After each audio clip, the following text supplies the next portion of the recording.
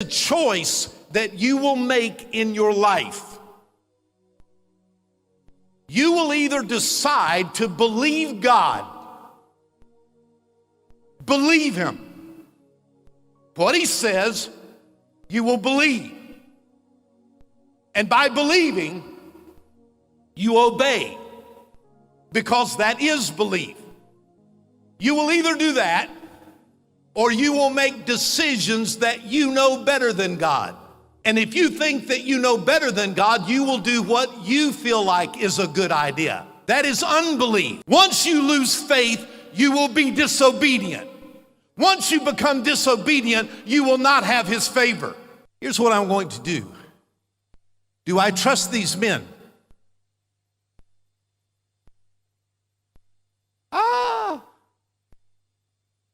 Do I believe them? I want you to promise something to me. I want to promise you will catch me. Will you promise you will catch me? Will you promise you will catch me? Okay. The question is, do I believe them? Now, I can tell you all that I want. I believe them. Yes. They look strong. I believe them. And I can stand here all day and I can talk to you about that I believe them. How am I going to prove that I believe them?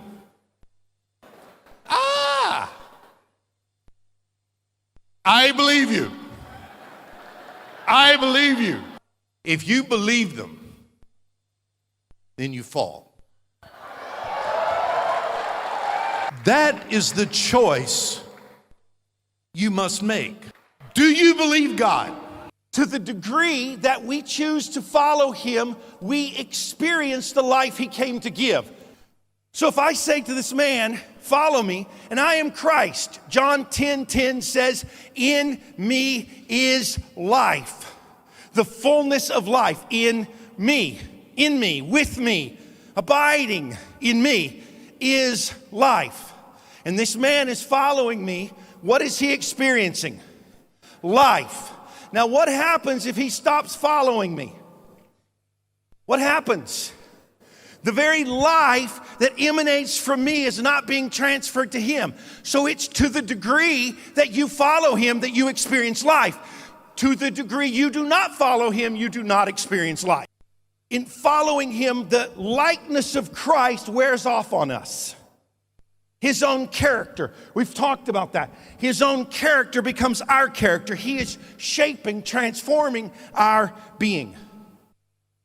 But before he can equip you, utilize you, deploy you as an efficient or effective fisher of men, you first have to follow him.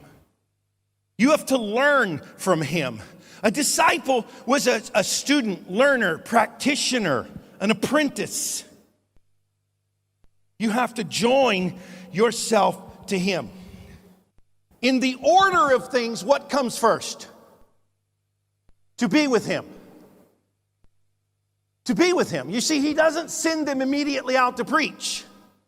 I've said this many times. Until you have been with him, please don't go out and preach. Until you've been with him, until you know him, until you're in relationship, until you've become a follower. Because it's only that equips us to represent him and his kingdom. It's the being with him. But how can you make someone something you're not? Sir, are you a baker?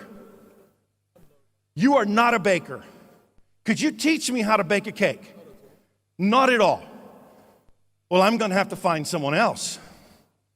This man can't help me. He cannot make me something he's not.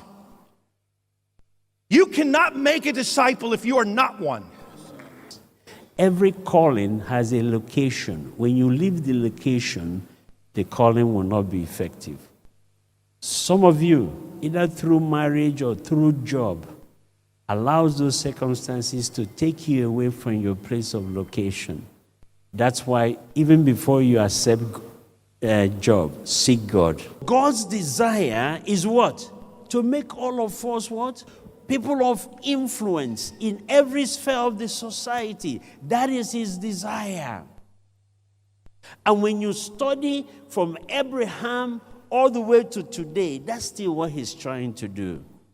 That every man, every family, every clan, every state, every nation be brought to that level of discipleship. There are so many Christians that are born again, but they are what?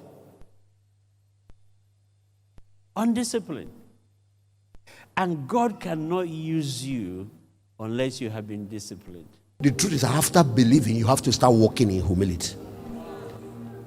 You see, we believe in Jesus to be saved as our Savior. But then after salvation, we have to follow his examples and his teachings. Discipleship now is not just believing in Jesus. It is using Jesus as a model and standard, following in his footsteps and obeying his teachings. What changes society and transforms culture is when we get people there to start obeying the teachings of Christ. What will happen to crime? It will go down. When they start obeying what Jesus taught about murder and the value of human life, not just salvation and going to heaven. What will happen to promiscuity and immorality? It will go down. What will happen to corruption in governance when we start teaching what he taught about servant leadership? Good governance will come. More than half of people in this nation profess to be Christians, and the society looks like hell. What is the problem with what we have been preaching? We need to wake up. So we have to pray, we have to fast, but that alone will not do it until we bring back the message that transforms. God bless you.